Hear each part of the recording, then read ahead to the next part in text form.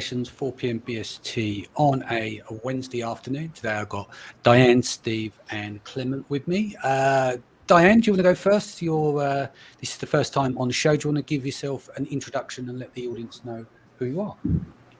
I am Diana Gershman. I have been in this space for quite a while, closing in on 20 years, and I am currently volunteering with the Online Merchants Guild to raise awareness about the fact that there is legislation running around all over the place, and we are not being represented as third-party sellers. So the Online Merchant Guild wants to, unify the voice of the 3P sellers and give us a chance to stand up for ourselves. Indeed. And control the narrative. Steve? Yeah, hey everybody, it's your buddy Steve Simonson, and I'm one time I sold something online, and so now I'm an expert. Excellent. Clem, if only people knew, eh? Similarly, I've been selling since I think 2016, 2017, and have been partners in a skincare business for the past few years, and also have experience in the contract manufacturing space. Cool. So I'll kick off the show, just read out to the viewers and the playback on the podcast what the show is really about. And it's about the email that was sent out just recently. For those who didn't get it, it says Congress recently introduced a package of regulatory legislation proposals targeted a few technology companies, including Amazon. While it's early in the legislative process, enacting these bills would jeopardize Amazon's ability to operate a marketplace for sellers. Keyword for sellers, potentially resulting in hundreds of thousands of American small and medium-sized businesses losing access to Amazon's customers and services. So a pity play there. They would obviously hurt small businesses' ability to generate the revenue that they do today, and hurt hundreds of millions of consumers who appreciate the broad selection of lower prices that our selling partners provide. Notice they didn't say customer, but they gave credit where it's due to the sellers themselves on the platform. Amazon public policy team is working with members of Congress and their staff to ensure the concerns on how the bill would impact on seller partners are heard. Several trade groups and business associations have released statements and commentary publicly opposing these bills. We've heard from a number of sellers who are concerned about the proposal legislation and are looking for ways to get involved. To do this, please sign up for our recent updates on these bills and other legislation that could impact your business. Notice how they say your business. This will also afford you opportunities to communicate directly with your elected official. Starting with Steve, what's your take on this? Well, my take is that they are doing, or at least they are posturing towards exactly what we said they were going to do, which is threaten small sellers. You're going to lose all these benefits. It's possible that they will fulfill that on that threat based on the way the legislation is written today.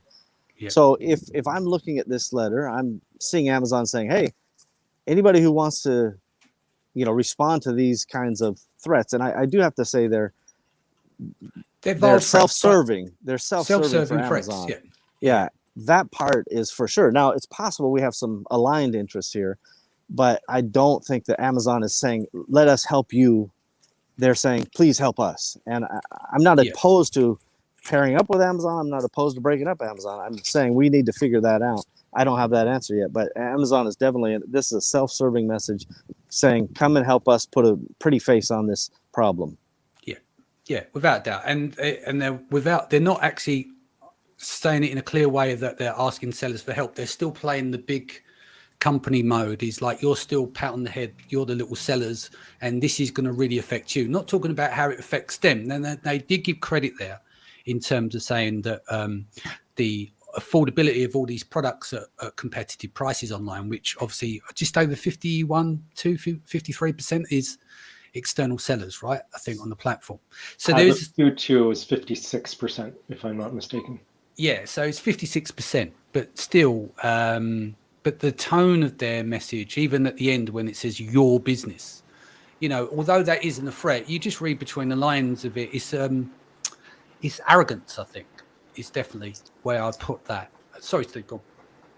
No, I was just going to say that, the truth is that Amazon has interest of maintaining and continuing their business, and they will posture for their own moves to line up the deck of cards the way they want it. And by the way, the whole point Diana made in her introduction with the Online Merchants Guild or any other association that is actually paying attention. I haven't investigated the ones that they claim have supported Amazon here, and I'm not even opposing Amazon. I'm just neutral. That's what I'm saying.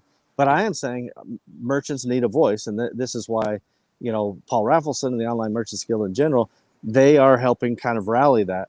We don't know enough as sellers, and we need to learn more. We need to figure out the impact. I hope that people pay attention to this, because if you're selling in the United States, this can have an impact on you. That much is certain.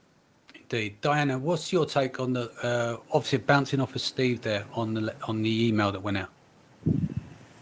Well, when I started on Amazon, I saw the writing on the wall, because when they started, I saw what they wanted to create, and they wanted the ecosystem of where you are dependent on them.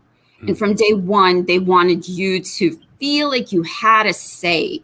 And every time something new came about, it was always for your benefit. And we're doing this for you. Here you go. Enjoy that. That is the best thing in the world.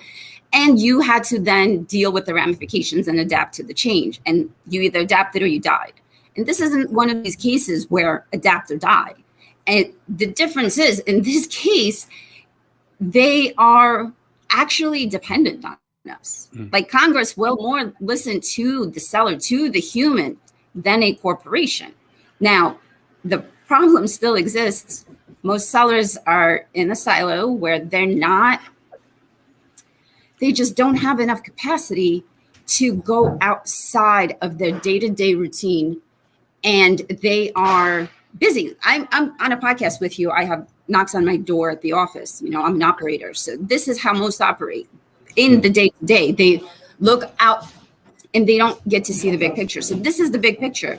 Things are going to be changing, right? And it's either you are going to go and you are going to adjust to the fact that you need to know and obtain more information and you need to get involved, or you're going to let Amazon control the narrative. Now, I have the simple question. Besides giving us this great marketplace platform, what has Amazon actually done for you in the time that you have been selling? Like, physically, like a real benefit. They imposed taxes and they gave out your information, and then they gave you the, way for them to collect the taxes, which they should have done. They gave you, the ability to send into the fulfillment centers. You're out of space, guys. You know what I mean? But they gave you the FBA option, but now they're taking away. So with everything they give you, there is definitely a take back. So it's not a gift, it comes wrapped with a revenue generator called FBA fees. So it's not effectively going to talk about the charge. We can get into that. But that's what I'm saying is, like, you presented it in the way that they're presenting it. So in the third person now, they're presenting it in a way it's a gift, but it's a revenue-based generation for them. Revenue generate. It's the same with PPC and everything else. Clem, question for you. Amazon's not going to give up their power, right? So they're not going to turn around and capitulate and then let not sell themselves on the platform, because they give up all of their power, right? So your Nikes and all these big companies that they won't necessarily listen to, because Amazon's like, it's our way or the highway, right? It's always been like that, no matter how big or small in most cases. Steve will know more on this. But I can't see him capitulating on this. What's your take? I think, and Paul Raffleson, I think Diana with OMG have taken the view that Amazon is telegraphing their position, that they are intending to not consider themselves as a marketplace. And if they get rid of the marketplace, then it's this weird little world where everything moves kind of to a 1P consignment-based selling, because obviously even they don't have the capital to take on all the inventory requirements and organization on their digital shelving. And I think like the fear is, well, what does that necessarily mean? And I think through this entire process, one of the big challenges to us is it's all kind of asymmetric power, we're all self-interested parties, obviously. Like, we do things because we want to profit, so that's why we're on their market, and they do things because they want to profit, and then politicians want to get elected. And so in that context, the only group that can move in unity here, and even there, I'm not even sure there's that much unity, because we all have stories of how units within Amazon compete against each other. But the only organization where somebody can really say this is the way forward is Amazon. And Amazon is probably prepared for a few different eventualities, including the possibility that, well, in the worst case scenario, if there was a breakup happening, what does that look like? And I think that they have a point of view that they are about to push, and that is that they are going to get rid of the marketplace. But at the same time, it's also looking at, from their financial interests, they will want to try to maintain their ad market, because that's where they've been seeing a lot of growth and profitability. And so I'm kind of interested to see, like, well, how do they change the wording to comply with some of the upcoming regulations that probably will be coming. But at the same time, like, given that there's a bit of a legislative mess across the board at the moment and division, there is an open question of at what point will we see legislation, number one. Number two, what can the Biden administration and the FTC do now with current legislation, and how they interpret it in order to force Amazon to bend to their will. And there are a number of tools, I think, that they have at their disposal. So essentially what we could be looking at is, and we've discussed this on Clubhouse prior and on the show prior to this, is a modified 3p backdoor into 1p, and it just becomes a filtered system, but they're still going to generate ad revenue, because when they move these people on consignment over to 1p, then they'll still want to use that channel to make money as well from the sellers on the platform. Steve, you were nodding your head. You want to add on to what Clem was saying, as he articulated a lot of that very well? Well, it's really easy to agree with Clem. He's always right when he agrees with me. But the thing that I wanted to get across, and apologies for everybody, I'm outdoors, I'm on the move today, but trying to stay in touch. We have to break it down a little bit for everybody who's not following closely. Basically, the legislation that's pending, some of it says, if you operate a marketplace, we're going to do the following things to you. And Amazon says, you know what? They said if you operate a marketplace. So if we just don't operate a marketplace, then none of that would apply to us, right? So they're already pre-parsing the potential legislation. And what that means to us, right? If Amazon decides that they're going to recreate this idea, they have to preserve the inventory, as Clem said. They clearly have to keep the ad revenue. I could be wrong on this, but as I recall, the ad revenue is now the second most profitable contributor to Amazon behind AWS. So, and by the way, they're not even doing that great of a job at it, right? I mean, they're not putting the kind of Google effort at it. Imagine they will be number one at some point if they Google it, and really do it up. So they're not going to walk away from so much money, but they also cannot accept kind of what they considered unburdensome regulation. And again, I want to just be very clear. I don't know yet what the right answer is. I can't tell you yet what my stance is, whether they should be broken up, whether they shouldn't be broken up, because none of it's clear. But I can say that I'm paying attention. I want to have a voice in this discussion.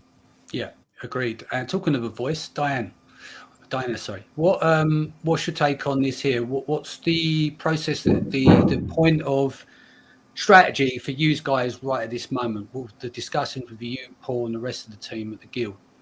What direction are you taking this in as of now? I don't want to speak for Paul, because I will definitely not do justice to his words, because he has a way with listen, I won't tell him. We won't show him this podcast. So go on, tell us what's going on inside. He wanted a fresh voice, so you get mine. Yeah. For me personally, the tragedy is that nobody is willing to back this. There are service providers that very soon, if Amazon has their way, are going to be service providers for MySpace. Let's be honest. And they're sitting there silently. And so I'm running around and I'm taking sellers and I'm like, hey, did you know? And they're like, not a clue. I'm like, great. And so the idea is very simple. The strategy is you don't have to listen. You don't have to agree, but you have to understand that things are changing. And they are not going to be changing for you if you sit on the sidelines.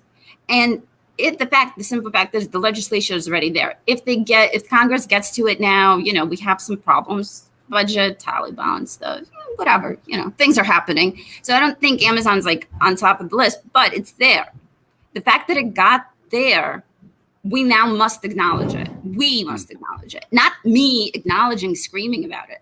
I am one. We as a seller community are many. We are voters, I would hope. I don't know if everybody.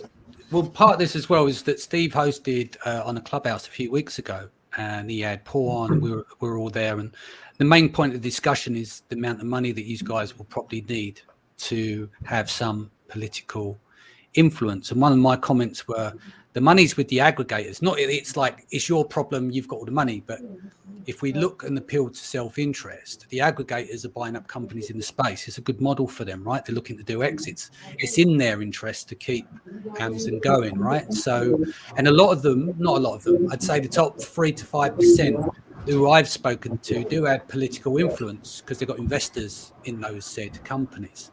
So have you been to the aggregators and had conversations there? I'm trying to find the right people to speak with. I'm new to this. Paul brought me in exactly for that purpose, is to, dig under rocks and find ways to reach the right people. So I'm willing. I keep telling everybody, however you want to reach out to me, I'll speak with you. I'll talk to you. We'll figure out a way to work together.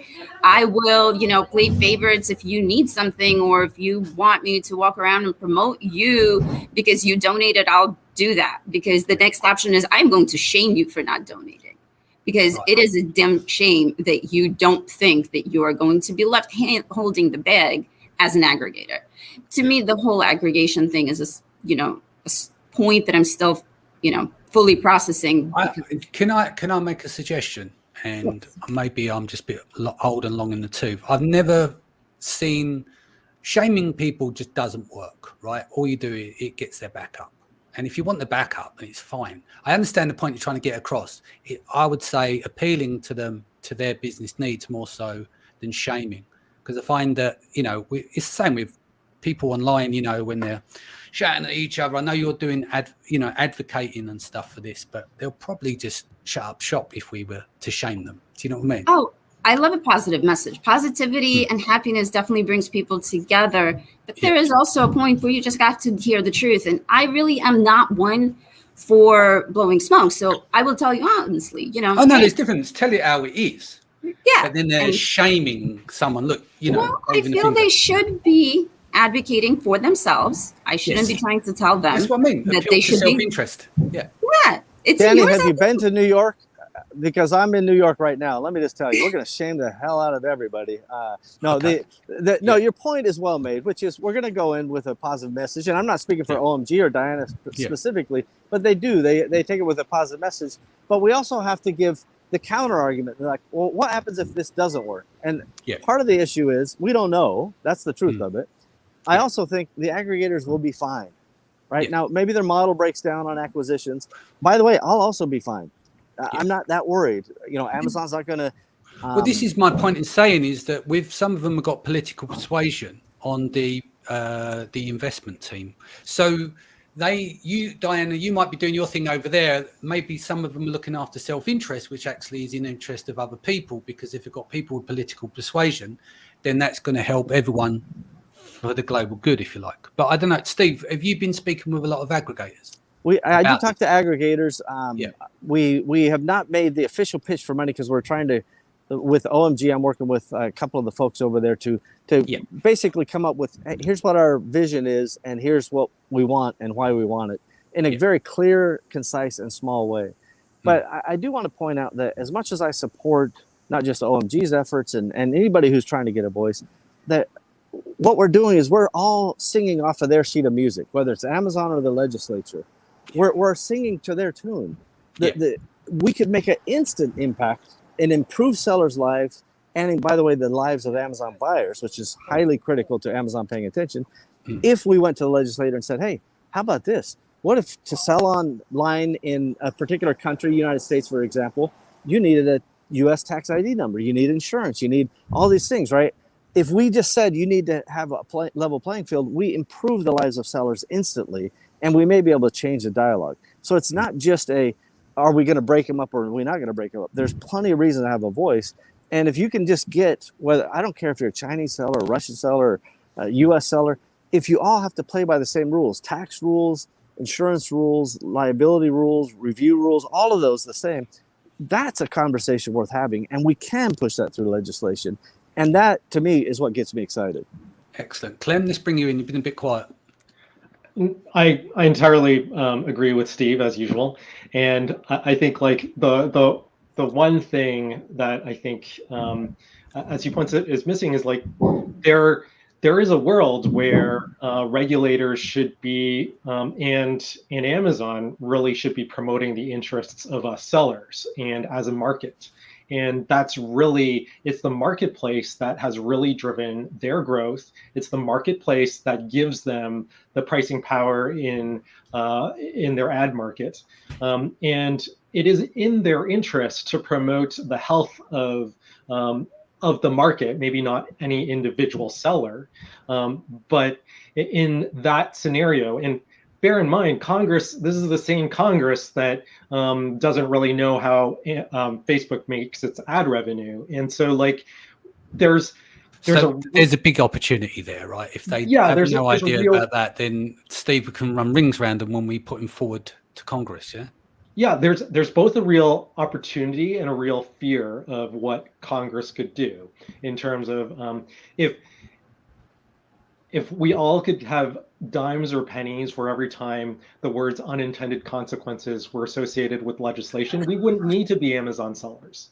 And so like there's my concern is that we will be in a world where Amazon completely dictates its terms. And I think like in the short run, that might be actually very positive for Amazon and their earnings. And the history of legislation is such that it favors the incumbents and it favors the large players. And this will only benefit Amazon in the short term, but I think this will handicap them in the long run. And that's also why I think we need to make our voices heard, because my other concern as a seller, and I'm sure pretty much all sellers out there have this issue, is like there are issues that sellers have that we feel are not necessarily heard by Amazon.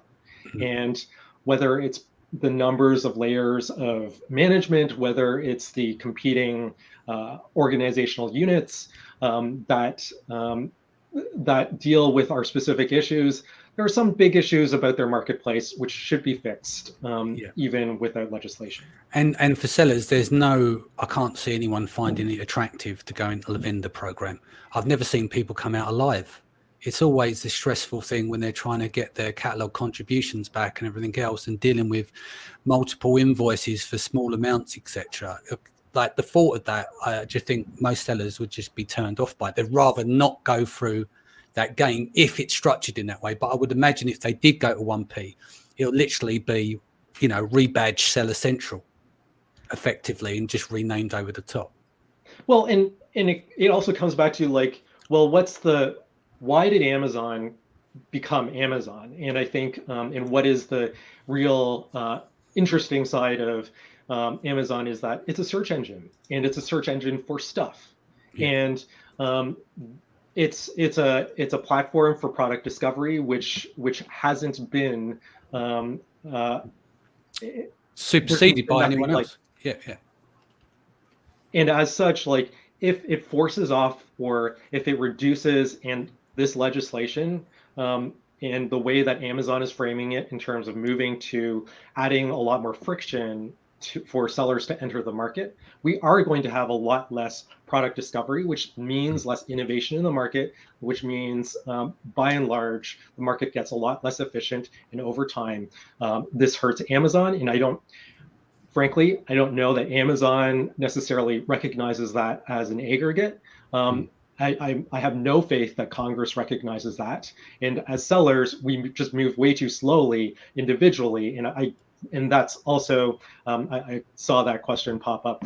I think that it's important to join something like OMG or even Amazon's efforts, so that you can give them a piece of your mind as well. But I do think having an independent interest, because Amazon does not speak for sellers, it is kind of important. Yeah. Steve, where do you think we are? What's the landscape out there at the moment? Because since the Clubhouse we done maybe 6 weeks ago, how far we progressed forward? Any changes in the last 6 weeks that's ramped up that you noticed? No, I don't know of any specific ramping up. I'm not sure it's been 6 weeks, but maybe it has. And apologies, I'm using a bush as a tripod, everybody, and that's why it's so shaky. But here's a couple things that I want to get across. First of all, the legislators have no interest in Amazon sellers. They use us as pawns. If we're mentioned, we're just a pawn. The primary legislation, and again, these are all my own opinions. I'm not putting this on anybody else, but it's a local Washington congressperson who wants to destroy Amazon because they're a big company and she's kind of a socialist nut job. Again, my opinion, also factual. But anyway, the point is she's got her own agenda that is wildly different than sellers, right? And Amazon's got its own agenda, which is often in opposition to sellers. And that's the point, whether, the Empower E-commerce Cooperative, we fully support and believe in our partnership with OMG as the kind of lobbying arm of this effort. And so what I say as the agenda is we have to get our ducks in a row, which we've been back and forth with one of Paul's litigators, Aaron, about trying to get the message so clear. So there's three things that have to happen. One is we have to have a clear message so that everybody can rally around when they say, well, what do I do? One, you're going to have to send OMG money. That's for sure. Two, you're going to want to know what we're going to do with the money, right? As a group. I'm not OMG board or anything like that, but as a group. Because the transparency, people want to know where it's going and what it's been used for. Yeah, but it is a nonprofit company, so all of their financials are completely open and transparent. They have to file with the IRS. Yeah. And but the truth is, we can't go, like, all of us entrepreneurs are like, I'm going to give you the money, but I want you to give me a bid on what you're going to use it for ahead of time, and that's not going to happen. It's like, oh, I got a big truck going by. Hang on. So to tack on to Steve, the money is going today. There's two things that are available to sellers who want to finally be part of the conversation, because in Clems there was a lot of them and theys and these people, but maybe sellers want to join in one by one. That's where the power is. One by one makes a group that has strength. So they can go to onlinemerchantsguild.org, and there's two ways to assist. You could join the guild to give us the numbers, the same numbers Amazon is essentially asking to provide to Congress by giving your merchant token, so that you're now a number. You're a number to Amazon, but you probably want to be a number with your own folk, just saying, but it's up to you. Again, like Clem said, do something. Or you could donate. There's a donate button on top, and that donate button, all of that money is being collected to hire lobbyists. The reason that there is so much disconnect at the moment is because in reality, we need the lobbyists to give us the message. I could tell you how I feel. Steve is telling you how he feels. Clem is giving us all the facts. You're asking us the right questions. But the bottom line is Congress, and speaking with congressmen, is a different language, just like science. Everybody has a language. And we need, this is not, I've never interacted with the lobbyists. I've interacted with Congress people, but social events. But there needs to be a point at which we have the right messaging that, like you said, doesn't scare people, doesn't turn them away. And with Congress people, it's kid gloves, it's it's votes, it's money, it's all the power structure that we're not intimately involved in at the moment. So donate the money. We'll get the lobbyists. The lobbyists will speak for us. They will say the things that benefit us. They won't speak. He won't speak. She won't speak.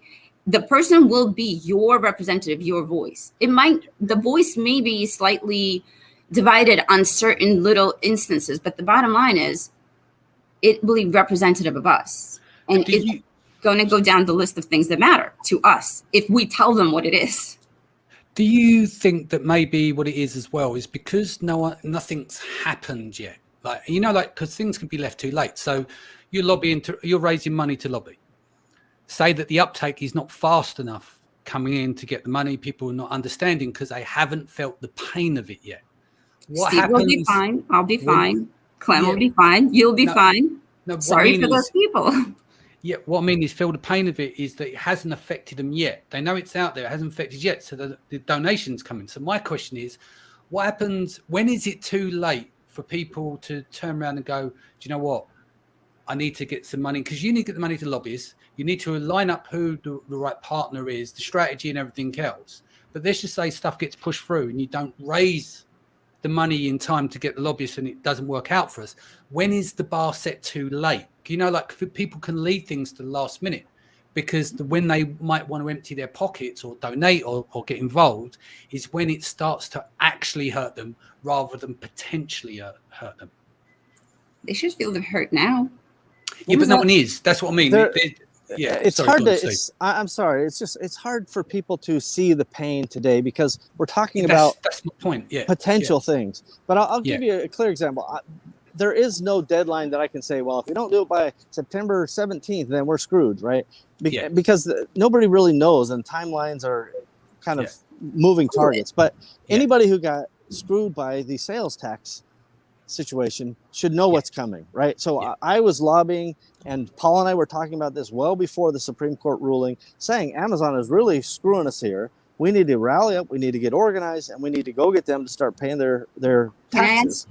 The silly question, when has an Amazon tried to screw us? So the question is, why do we need to point you to the pain of this issue? Have you never felt Amazon pain? This is my baffling point. You're talking, I've always felt Amazon pain. One day it's one type of pain. The next day it's another type of pain. Tomorrow it'll be a different type of pain. Diana, but this pain will be there. Diana, there's a difference between having to log into Seller Central and look at that ugly interface every day and feel that pain to actually being kicked off the marketplace. And then it's too late to lobby. So that was the point of it, is that where does it kick in enough? Like, what do we need to do to invigorate the community to get more involved with this and donate before it's too late? Because like we've had these discussions on the podcast before. I've always supported Paul and OMG for 3 years, 2.5 years, always supported them. But I think the thing is that we haven't got the uplift that we'd like to see just yet. And it's like, when is it too late? And like what Steve said, is the timeline's always moving. But at some point, either too late will come, or the money comes in and someone goes and then that they represent the sellers. And it's just trying to get to that point. It's like, across to the audience, what can we get them to do now? I know they've got to donate, but what kind of marketing, what message are you guys getting out there outside of the podcast to infiltrate sellers? And like you haven't got what Amazon's got, where they can just email the whole sellers and do the pity play to say, come on board with us. How do we reach more and more sellers so they really understand the implications to help with these donations? I'm trying to help the OMG with their socials. I'm getting out there and literally telling one by one just to get the message that be informed. Yeah.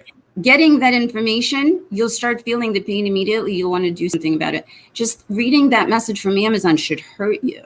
It's literally, yesterday an example was being made. It is the big bad wolf building houses for the three little pigs and setting the zone code. That's where we are. And if that doesn't, give you instant flashbacks of pain, because too late is when you are logging into the ugly Seller Central and you're on a 1P platform and you're no longer in control of anything. That's when it's too late. But if we got there, that's nobody's fault but our own. May I ask how much money? We've discussed it on Clubhouse before, but we haven't done it on the podcast. What we're really realistically looking at, and Steve can step in here as well, because he knows a bit more about this stuff as well. What we really realistically looking at, how long we need to campaign for roughly, because you don't want to run out of funds as well. But we need a realistic budget to get someone good, and good isn't always cheap. So what are we looking in terms of funds to raise? Well, in my opinion, and again, this is, in talking with Paul and the gang, that first of all, we shouldn't see this as a singular time period where we have a problem that we want to talk about. This should be a commitment, and every industry I've ever been in has trade associations, and all they do is go lobby and they advocate on behalf of the industry, which is in our case Amazon sellers. The legislators don't know about us and they don't care about us, and Amazon knows about us but doesn't care about us. So we only have ourselves to blame if we let this happen. I believe that I think you're going to need $1 million a year. That's 80 grand a month roughly. And that's to hire good lobbyists. That's to get some marketing. That's to have some actual ad money to get out there and get the word out, because we have to pay to reach people. Unlike Amazon, they can just email the people with the accounts. So, but it's not a one-time thing. So I would just tell anybody out there, instead of you thinking that you got to send a check for $1 million, just go donate $1,000 and get 3 of your friends to donate $1,000 and tell them to get 3 of their friends to donate $1,000. If we get several hundred people to do that, then we can go to the aggregators and go, look, we're doing our part. We're not just telling you have to carry the water for this. Everybody's got a role to play. And if you don't do your part and then something goes awry, like sales taxes did, you got yourself to blame, right? I came out okay on sales tax because I was lobbying and shucking and moving and did things, to kind of prevent problems. But Amazon completely sold us out on sales tax. For a long time, Amazon refused, in violation of court orders, to turn over sellers' information, saying, you know what, we protect them. They're on a marketplace. They don't have a relationship with you. And immediately, Amazon, at some point, turned a switch and sold us out. And that is a clear example of what could happen. If Amazon one day goes, you know what, Vendor Express is coming back. You could join if you want. You're screwed at a higher level than you are today, right? There's always some level of scroogey. But I just want people to know that you've got to, consider this as a part of doing business.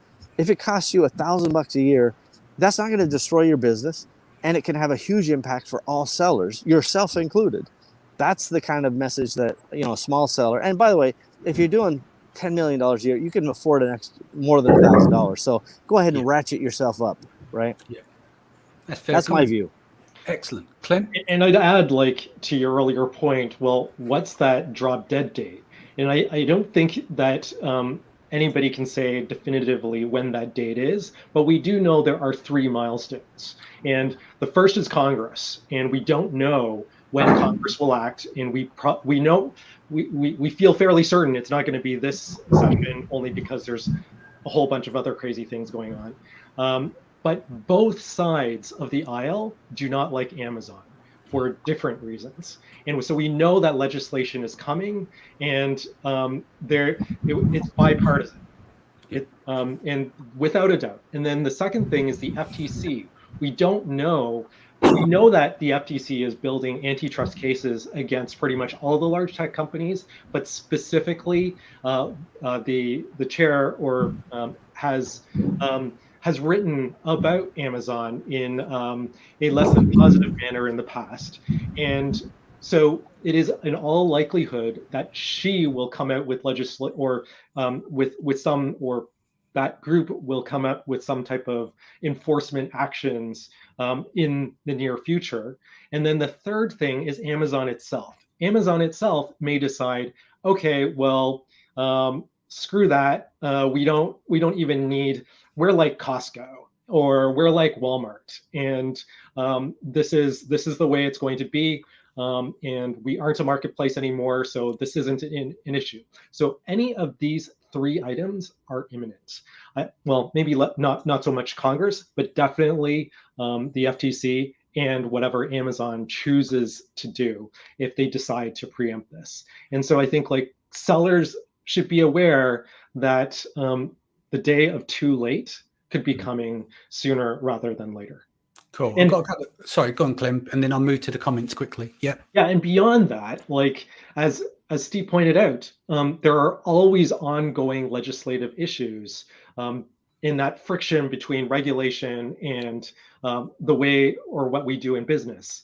Yeah. And this also trickles down to things like we saw the massive crush of sellers who were kicked off on the China side, and that's to our benefit in many cases. And that was a legislative, arguably an FTC-driven action. And these are the things that kind of they do heavily impact us both in a positive way and a negative way. And I think many of us, at least in the seller community, are kind of like on the libertarian side of things. We try to avoid government as much as we can, but this is something we cannot. Don't most entrepreneurs? Yeah.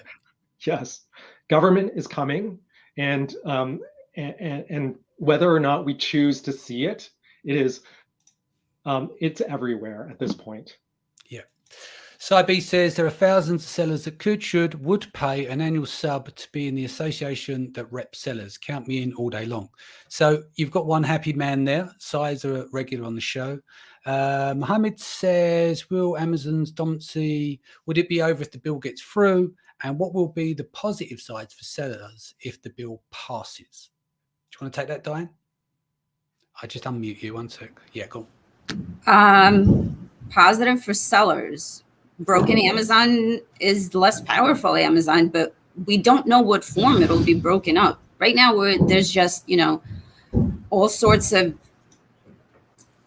proposed theories.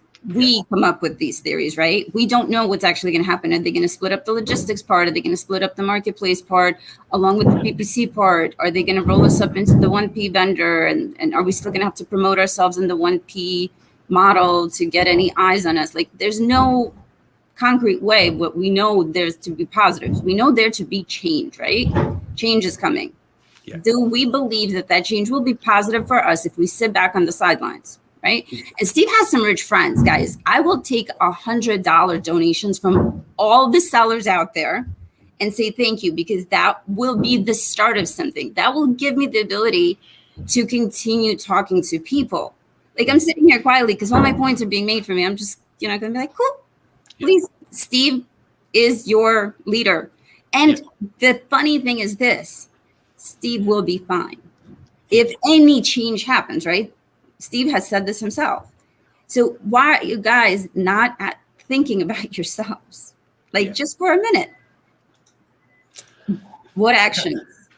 Well, and to that end too, like, I think there needs to be a recognition that the change could theoretically be positive. I don't think any of us are optimistic or wide-eyed enough to believe that will necessarily happen, but it's theoretically possible that, like, Amazon becomes a lot more transparent as a marketplace, that they aren't allowed to prioritize their own private label brands above other sellers. Like, these are the kinds of things that Congress theoretically wants to talk about, and may legislate in ways that create other unintended consequences because they don't know how Facebook makes revenue. Like, these are the things where it's really so crucial to have that voice, both in positive and to prevent the potentially horrible negative things that could happen. Cool. Cigar says, surely a massive firm like Thrasio would have a big interest in lobbying and have a financial might too. I'm at a wedding next week with John, so I'll have a chat with him. What else have we got here? Alicia says, what action should we take? Contact senators, congressmen, what narrative should we push? We kind of covered that earlier on in the show. Well, let me jump in on that one real quick. I'm sorry, Danny, but just to be specific, part of the mission of OMG is to raise money, hire lobbyists, which then develops the clear message. Then there will be a letter that you can send to your congresspeople and senators. Say, hey, I'm a member of OMG. Here's what I believe. Here's why you should do what I want you to do. By the way, I vote. Amazon has, no corporate vote. I have one vote, and there's a bunch of us in Online Merchants Guild and the associations at large. So you're right, Alicia. That is a step that we can take, but we've got to have somebody who knows what the rhetoric needs to be. Create this stuff. Like, we all know what we want. And, frankly, if I go in there, I'm only going to create a bunch of enemies because I'm going to tell them they're idiots and I don't like them and I think they're incompetent. And the truth is, they're fine at their job. But you don't play the game. That's not who you are. Do you know what I mean? You need to play a certain game that way. If you go in and be honest and, like me, straightforward, that doesn't work in politics. I'll get eaten alive. And so will you. So we need someone who's smooth to go in and do the job that sits with that kind of people who speak the same language as each other. There are things and interests that each of these senators and congresspeople have beyond just getting votes, by the way. They understand the inner workings of how all this stuff goes, which I do not. And that's who generates the message. So at some point, we'll have those messages that can be sent out, and it'll be a clear line of communication. And I want to reiterate that as much as the rhetoric you're going to hear from, Congress people and senators and from Amazon as well, we have to be in the rhetoric business, right? We can change. What if we could just say, you know what, Amazon, you can't suspend somebody without actually telling them the exact reason why, right? Which they've hinted at increasing that transparency, but they haven't entirely. We can come up with a whole list of things that bill or sell of rights that Amazon would have to comply with, and that we can get the FTC to listen to us, and we can get the senators and so forth to listen to us, because we're a bunch of voters and we're a bunch of individuals that represent small business, family, blah, blah, blah, blah, right? So my whole point is we don't have all the answers today, and it goes ridiculously slow, this stuff, because I volunteer when I can, and we're all kind of volunteering when we can, but we have to find money to pay people who can work on this stuff full time as professionals, not as a crazy libertarian entrepreneur like me. So ladies and gentlemen and family of Seller Sessions, it's time to tap your wallets and purses. Roll up, roll up. Let's wrap it here. Any final thoughts before we go? Because I know Steve needs to get in. Where are you, Steve? You're down in New York. You're at is it Ed's event? The ASTG. Yeah, there's a lot of letters in it. I know there's an A and several G's and possibly a few T's. Yeah. And I've heard the food is amazing. Legendary. Yeah, Ed's event, it's legendary. I'm here for the food, honestly. There's so much great content and great people here. Hundreds of people that I've seen so far. So that's where I'm off to, and that's why I'm in my mobile studio today. Yes, but please give generously, everybody, and don't forget the part. Whatever you give, go get 3 of your friends to do the same, because this is how we get things done. Is we have to, as sellers, advocate not just for ourselves but for our community, and that's what I'm doing here. That's why I'm here. So please. Excellent. Thank you, Steve. Clem, any final words? I think even beyond just the donations, I think there are some sellers, obviously a lot of sellers who don't make money. The very least you can do is join the organization, because, and maybe Diana can even speak to whether or not foreigners should donate, but because at least 2 of us, I think, are not American voters here, but yeah, like I think it's Amazon's asking for all these merchant tokens, and because they're looking to represent numbers, and OMG needs to have at least the same. Yeah, sounds good. Diana, I'll leave the final words for you to close the show. I literally have never been more supported. I'm sitting here just letting you guys take this on. This is beautiful, but that's the point. Sellers need to be taking this on. International sellers should be joining the guild, but they cannot donate. We don't want to commingle international money for lobbyists with domestic money, because there is some things happening where, it's just not kosher just yet, unlike the food at Steve's event. So we will appreciate if international sellers simply join the guild to give us the numbers we need to show legislation. This is who we are. There's a lot of us. And all the domestic sellers, ask your friends, tell your friends, anybody who wants to get in touch, they Online Merchants Guild, connect at onlinemerchantsguild.org is the email. Matt is here in the comments. You could post a comment. Just get informed. The Steve and Clem are some of the most brilliant minds that we have. They have all the information and they just gave it to you. I didn't have to say anything. Danny, thank you so much for having the platform and allowing everybody to essentially voice the same thing. Sellers need a voice. And if you sit quietly and watch what happens, it's on you what actually happens to you at the end of the day. Cool. There's a comment here from Matt on your team. What action should be taken other than focus on join donate? An action could be taken today to sign up for more information about the guild and raise your hand to show if you're willing to assist with, hold on, it's just gone down. Willing to assist with our efforts moving forward. If you want to be involved but have more time than money, then you can help. So yes, so sellers out there who are just starting out, who wants to get involved and support the guild here, you can join. And I'm sure there'll be plenty to do in terms on the volunteer side if you can't afford money investing your time will be greatly appreciated. We're going to sign off now, guys. Diane, best way people can reach you? Connect@onlinemerchantsguild.org. Excellent. Clem? Just send all the emails to me. Yeah. Send emails to Diana. Yeah. No. If people want to talk to you, you're on Clubhouse and stuff. Yep. They enjoy your opinion. If people want to reach out and ask you questions about stuff as well. Yep. Clubhouse, Facebook. Okay. Steve? Yeah, I would say that if people want to hear me ramble ad nauseum, they can go to awesomers.com podcast, and I lay out pearls of, well, whatever the kind of pearls they are, whether they're wisdom or junk. You can be the judge. Yeah, I think Steve is the Naval of Amazon world. He does have a lot of pearls of wisdom. Okay, guys, thanks for joining us. Tomorrow, Sharon will be back here, 4 p.m. BST. Take care of yourself and your family. Much love, and I'll see you again soon.